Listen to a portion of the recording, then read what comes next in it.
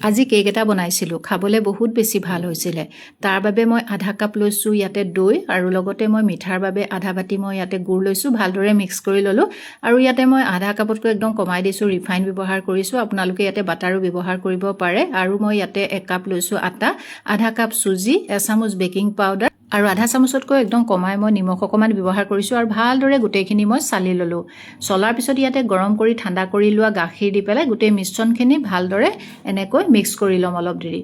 আৰু কৰাৰ পিছত এতিয়া মই ইয়াতে অলপ ড্ৰাই ফ্ৰুইটছ সৰু সৰুকৈ কাটি তাতে মই দি দিলোঁ। দিয়াৰ পিছত যিটো পাত্ৰত কেক বনাম তাতে অকণমান তেল সানি আটা অকণমান ছটিয়াই দিলোঁ। আৰু এতিয়া মই মিশ্ৰণখিনি তাতে ঢালি দিলোঁ। আকৌ পুনৰ ইয়াৰ ওপৰত মই অলপ ড্ৰাই ফ্ৰুইটছেৰে সজাই দিলোঁ। আৰু কেকটো যিহেতু মই কেৰাহীত বনাইছোঁ, তাতে মই নিমখ অলপ তলত দি লৈছোঁ, ওপৰত ষ্টেণ্ড এডাল দিছোঁ।